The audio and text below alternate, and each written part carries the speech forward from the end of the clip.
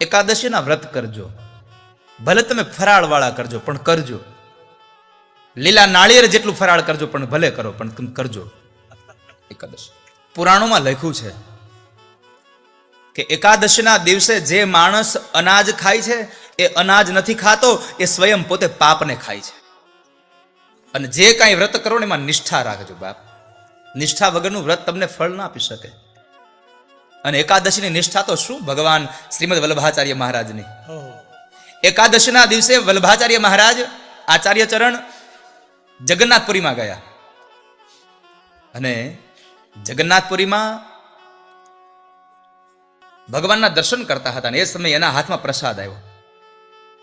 હવે ભગવાન જગન્નાથપુરીમાં જે પ્રસાદ થાય છે ભગવાન જગન્નાથનો, એ પ્રસાદ ચોખાનો હોય છે. હવે એકાદશીના દિવસે તો અનાજ ખાવાની ના પાડી છે. વલ્લભાચાર્ય મહારાજે વિચાર કર્યો, આ તો પ્રસાદ છે, અને ના કેમ પાડવી, પ્રસાદનો અનાદર ન કરાય. એટલે એને પ્રસાદ હાથમાં લીધો અને પ્રસાદને હાથમાં લીધા પછી વિચાર કર્યો, જો ખાઈશ તો આજે એકાદશી છે, હવે કરવું શું? તમે એકાદશીની નિષ્ઠા તો જુઓ નહીં. એણે એકાદશીના દિવસે હાથમાં આવેલો ભગવાનનો પ્રસાદ મોઢામાં ન મૂક્યો, પણ હાથમાં આવેલા પ્રસાદને જોઈ અને સામે ભગવાનની મૂર્તિ સામે જોતા જોતા પ્રસાદના એટલા વખાણ કર્યા કે હે ભગવાન, આજ કેટલો ભાગ્યશાળી બન્યો કે તમારો પ્રસાદ મારા હાથમાં આવ્યો. આ પ્રસાદને ખાઈશ તો મારા પાપ બળી જશે, મારું જીવન ધન્ય બની જશે. આમ 11ની આખી રાત્રિનો સમય એને પ્રસાદના વખાણ કરવામાં અને કરવામાં ગાળ્યો. જાગરણ કર્યું, ભગવાનનું જપ કર્યું, તપ કર્યું. આમ કરતા કરતા દ્વાદશીનો દિવસ આવ્યો ત્યારે ભગવાનનો પ્રસાદ મોઢામાં મૂક્યો. આટલી એકાદશીની નિષ્ઠા હશે ત્યારે પરમાત્મા તમને લેવા આવશે વાલા. એમને ભગવાન નહીં મળે. ધન્ય એકાદશી, એકાદશી કરીએ તો વ્રજ સુખ પામીએ. ધન્ય મારે એકાદશીના વ્રત કરવા છે, મારે ધ્યાન હરિના ધરવા છે, મારે વ્રજમાં જઈને વસવું છે. ધન્ય એકાદશી, એકાદશી કરીએ તો વ્રજ સુખ પામીએ. ધન્ય મારે એકાદશીના વ્રત કરવા છે, મારે હુંડો ફરાળ ખાવું છે. અમુક તો ફરાળ કરવા એકાદશી રે, બોલો. અને એને ફરાળ બનાવ્યા હોય. સ્વામી આપણા શાસ્ત્રોનો નિયમ છે કે તુલસી પત્ર ઉપર જેટલું ફળ આવે એટલું ફળ ખાવાનું હોય. આપ તો બધા નિત્ય એકાદશી વાળા છો. તુલસી પત્ર ઉપર જેટલું ફળ આવે, ફરાળ નહીં. એ તો આપણે કરી નાખ્યું ફરાળ, નાકી તો ફળ છે. નકર તુલસી પત્ર ઉપર જેટલું ફળ આવે એટલું આપણે ખાવાનું હોય. પણ આપણે કેટલા નિષ્ઠા વાળા, તુલસી પત્રને તો મૂક્યું જ નહીં, ખાલી એટલું કર્યું. પેલાનો એક શાસ્ત્રનો નિયમ છે કે તુલસી પાનની ઉપર જેટલું ફળ આવે એટલું ખાવાનું. હવે આપણે આખી થાળી ભરીને તુલસી પત્ર ઉપર મૂકી દઈએ છીએ. તુલસી પત્ર તો રાખીએ છીએ આપણે. શું એને હવારમાંથી ઉપાડેલ ધોયો?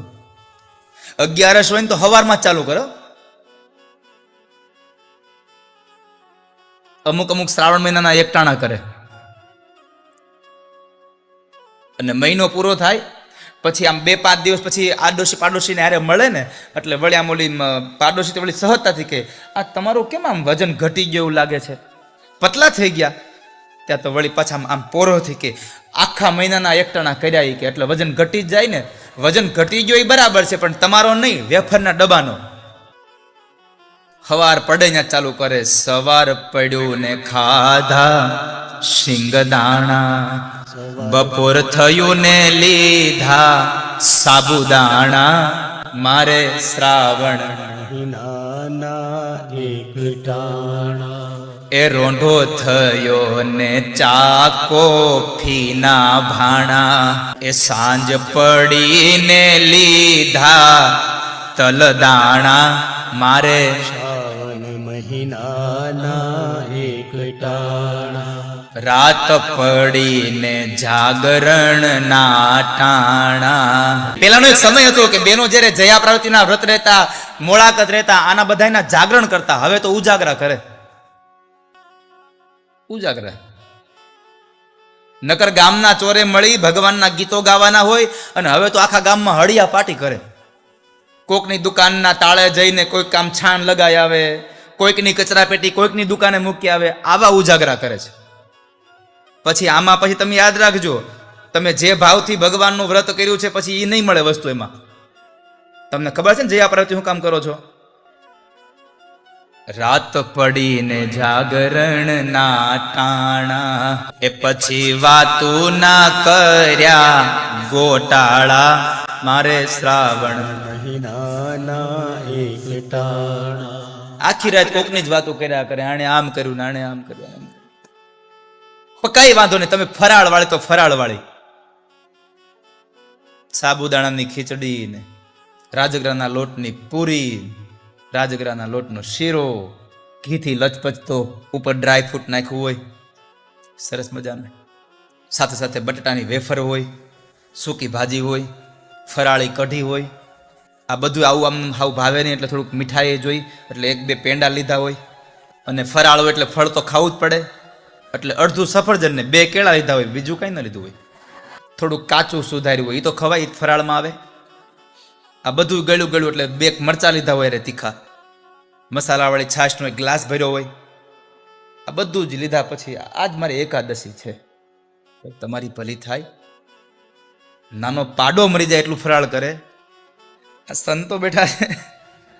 પણ કાંઈ વાંધો નહીં, હું તમને પ્રાર્થના કરું છું, છૂટછાટ આપું છું. ભાગવતજીએ પણ કહ્યું છે કે તમારી એકાદશી ભગવાનના જપમાં તપમાં તમને જો બાધા થતી હોય તમારા ભૂખની, તો જમીને પણ પરમાત્માનું ભજન કરજો. તમે ભૂખ્યા પેટે ન બેસી શકતા હો તો કાંઈ નહીં, ભાગવતજીના મહાત્મ્યમાં કહ્યું છે, વિધાન છે કે તમારે ઉપવાસ કરીને ભગવાનની કથા સાંભળવી, પણ તમારો ઉપવાસ અપાહ નહીં. હા, શબ્દ કરી નાખો, આ તમારે અપાહ છે. એનો અપાહ શબ્દ છે ઉપવાસ. ઉપવાસનો અર્થ છે, અને હું તો તમને ત્યાં સુધી કહું છું કે તમે ઉપવાસ ન કરી શકો ને તો કાંઈ નહીં, પણ જિંદગીમાં ઉપાસના તો ચોક્કસ કરજો. ઉપાસના વગર ન રહેતા વાલા, ભલે ફરાળવાળી કરો પણ તમે રહેજો એકાદશ. એવી એકાદશીને લઈ અને અમરીશ રાજાને ભગવાને પોતાનું સુદર્શન ચક્ર આપી દીધું હતું, અને એ સુદર્શન ચક્ર દ્વારા ભગવાનને અમરીશ રાજાને મારવા આવેલી કૃત્યા કે જે દુર્વાસાએ ઉત્પન્ન કરી હતી, સુદર્શન ચક્રે એનો ઉદ્ધાર કર્યો, એનો વધ કર્યો, અને દુર્વાસાની પાછળ પડ્યું હતું. અંતે અમરીશ રાજાએ દુર્વાસાની પ્રાર્થના કરી અને દુર્વાસાની સામે સુદર્શનની પ્રાર્થના કરી. સુદર્શન ચક્ર શાંત થયું. પણ નિષ્ઠા કેવી? એક નિષ્ઠા મેં તમને શ્રીમદ આચાર્ય ચરણ વલ્લભાચાર્ય મહારાજની બતાવી, અને બીજી નિષ્ઠા અહીંયા અમરીશ રાજાની. એકાદશીના દિવસે આવેલા બ્રાહ્મણ, દ્વાદશીનો ભાગ હતો, નિર્જળા એકાદશી હતી, વ્રતોધ્યાપન કરવાનું હતું. એટલે દુર્વાસાને એમ કહ્યું, બાપજી તમે આવ્યા છો તો તમને જમાડી બ્રાહ્મણને ભોજન કરાવી અને હું મારી દ્વાદશીનો ઉપવાસ, એકાદશીનો ઉપવાસ અહીંયા છોડી દઉં. ભલે રાજા, કઈ વાંધો નહીં, તારી ઘરે જમીશું, પણ મારે સંધ્યા બાકી છે, હું સંધ્યા કરી લઉં. કરી આવો. સંધ્યા કરવા બેઠા અને ભજનમાં મન લાગી ગયું. દ્વાદશીનો ભાગ પસાર થઈ જતો હતો, ત્રયોદશીનો ભાગ બેસી જવાનો હતો. હવે અમરીશ રાજાને ચિંતા થઈ કે જો દ્વાદશીના ભાગમાં હું વ્રતોધ્યાપન ન કરું તો મારું વ્રત તૂટી જાય. કરું શું હવે? વિદ્વાનોને પૂછ્યું કે હવે શું કરવું જોઈએ? તો એણે કહ્યું, એક કામ કરો, બ્રાહ્મણને જમાડ્યા પહેલા તમારાથી જમાશે નહીં હવે, પણ તમે વ્રતોધ્યાપન કરો, જમણા હાથમાં જળ લઈ તુલસી પત્ર પધરાવો અને જળપાન કરી લો, એટલે તમારું વ્રતોધ્યાપન થયું અને સાથે સાથે તમે જમ્યા પણ નથી આવું કહેવાશે. વ્રતોધ્યાપન કરી લીધું. દુર્વાસા ઋષિ આવ્યા અને ઋષિવરે કહ્યું, રાજા થોડુંક મોડું થયું હો, તું જમો કે નહીં? અરે બાપજી મારે જમાય, તમને જમાડ્યા વગર? તમે ન જમો તો મારે કેમ જમી લેવાય? પણ મેં વ્રતોધ્યાપન કરી લીધું છે. વ્રતોધ્યાપન કર્યું શબ્દ સાંભળ્યા ને અને ક્રોધે ભરાયા, કૃત્યાને ઉત્પન્ન કરી, કૃત્યાને સુદર્શન ચક્રએ એને મારી. ત્યાર પછી દુર્વાસાની પાછળ પડ્યું દુર્વાસા 1 વર્ષ સુધી આમ રખડ્યા, બધે સંતાતા દેવો પાસેથી. અંતે 1 વર્ષના અંતે અમરીશ પાસે આવ્યા અને કહ્યું, તારા સુદર્શનને શાંત કર, નહીં તો મને મારી નાખશે. સુદર્શનને શાંત કર્યું અને જ્યારે દુર્વાસા ઋષિ ચાલતા થયા ત્યારે અમરીશ રાજાએ એટલું કીધું, બાપજી ક્યાં ચાલ્યા? ભોજન તો કરતા જાઓ. કારણ તમે ભોજન કરતા જાઓ અને તમારા આ દાસને ભોજન કરાવતા જાઓ. આજ 1 વર્ષ સુધી તમે અહીંયા જમવાનું નામ લઈને નીકળી ગયા હતા. મેં 1 વર્ષથી મારા મોઢામાં અનાજનો દાણો નથી મૂક્યો, કારણ કે બ્રાહ્મણને જમાડવાનું નક્કી કર્યું હતું. જમાડ્યા વગર મારાથી જમી ન શકાય. આ વ્રતની નિષ્ઠા છે. આવી નિષ્ઠા હશે તો પરમાત્મા તમને ફળ આપશે. નિષ્ઠા વગરનું ફળ નહીં મળે વાલા.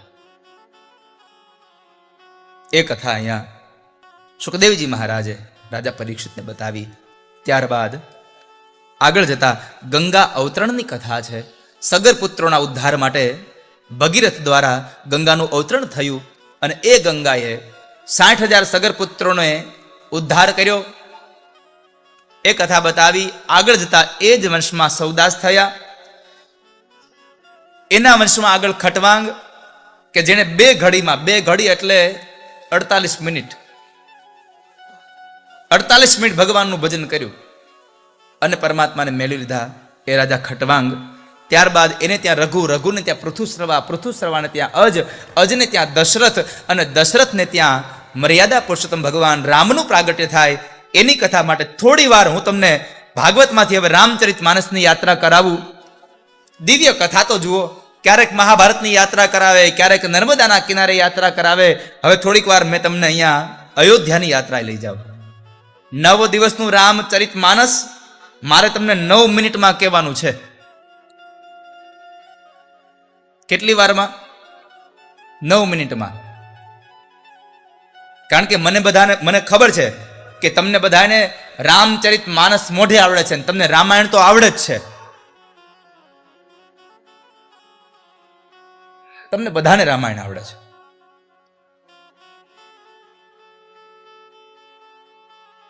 તો આપ સૌ જેટલી પણ અહીંયાથી રામચરિત માનસનો એકાદ પ્રસંગ જીવનને અનુરૂપ વર્ણવીને હું હમણાં તમને મૂળ પ્રસંગમાં હવે નંદ મહોત્સવમાં લઈ જવા છે.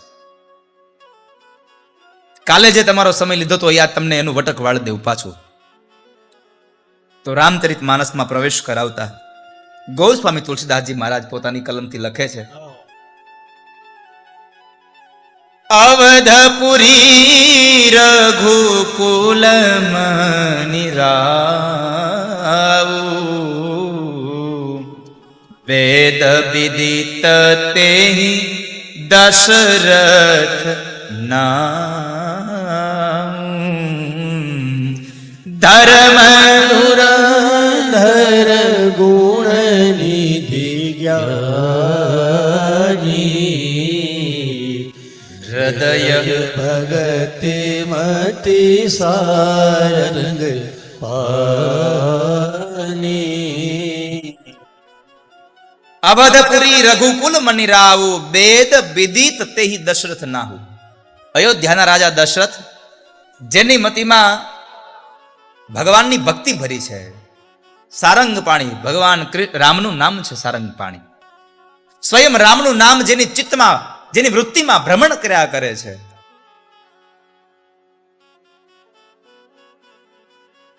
એવા અયોધ્યાના રાજા દશરથ, અને એમને 3 રાણીઓ છે. કૌશલ્યાદિ નારી પ્રિય સબ આચરણ પુનીત પતિ અનુકૂલ પ્રેમ દ્રઢ હરિપદ કમલ વિનીત. કૌશલ્યાદિ 3 નારીઓ છે. કૌશલ્યા, કૈકેયી અને સુમિત્રા. કૌશલ્યા છે એ ધર્મપત્ની છે. કૈકેયી અને સુમિત્રા બેઉ ભોગપત્ની છે. અયોધ્યાનું રાજ્ય બરાબર ચાલે છે. ભગવાનની પરમ કૃપા અહીંયા વરસી હોય એવું લાગે, પણ એમાં બરાબર બન્યું એવું. એક વખતના સમય મહારાજ દશરથ રાજગાદી પર બેઠા છે, અને એ રાજગાદી પર બેઠેલા મહારાજ દશરથને વિચાર આવ્યો કે મારું મૃત્યુ થશે પછી આ રાજગાદી કોઈ નહીં ચલાવે? આ ગાદીનો વારસદાર નહીં આવે? અયોધ્યાનો રાજા નહીં આવે કોઈ?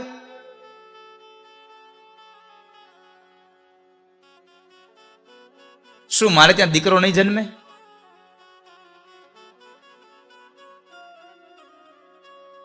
આંખો સજળ નયન બની ગયા. શું કરું?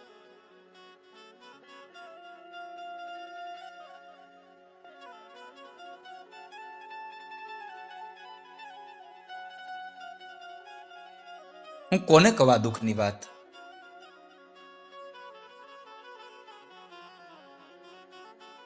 અત્યંત ચિંતિત એવા મહારાજ દશરથ વિચાર કરે હું કોને કહું.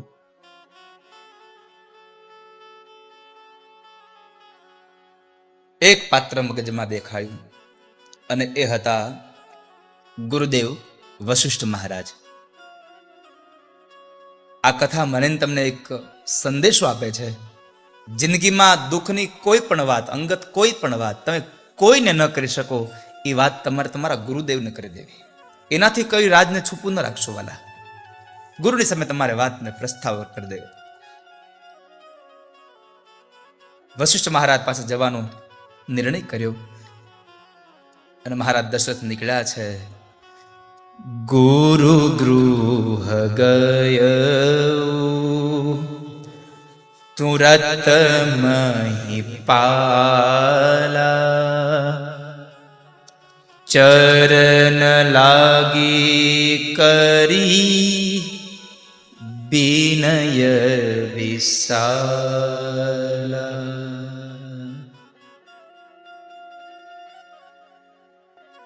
વશિષ્ઠ મહારાજના ચરણારવિંદમાં દંડવત પ્રણામ કરીને રડતા દશરથજી મહારાજ કહે છે, બાપજી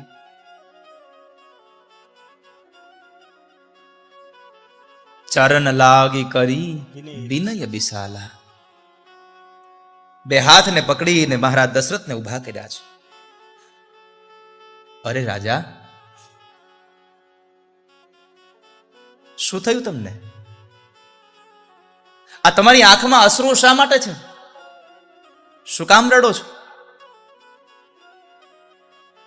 મહારાજ દશરથ કહે છે, બાપજી આપની કૃપાથી બધી જ વાતના સુખ છે. મારે આપના આશીર્વાદ છે. પણ શું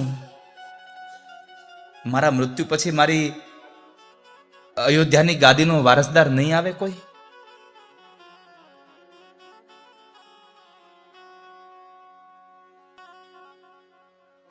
મારી રાજગાદી માટે કોઈ નહીં આવે?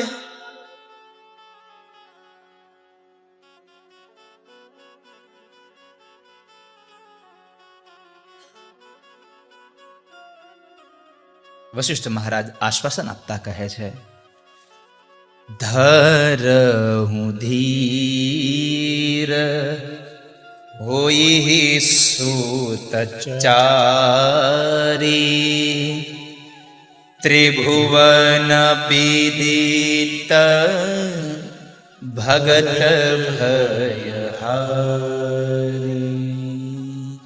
એ રાજા ધીરજ ધરો, આમ ચિંતિત ન થાવ, મનમાં ગ્લાનિ ન અનુભવો. તમે તમારે ત્યાં એક નહીં, તમારે તે 4 દીકરાઓ થશે, અને એ પણ સામાન્ય દીકરાઓ નહીં હોય. ત્રિભુવન વિદિત ભગત ભયહારી, ત્રણેય ભુવનમાં જેના નામની કીર્તિઓ થતી છે, તમારા કુળની કીર્તિને 4 ચાંદ લગાડે એવા 4 દીકરાઓ થશે. પણ એના માટે તમારે મારા કહ્યા પ્રમાણે એક યજ્ઞ કરવો પડશે. શૃંગી ઋષિ બસી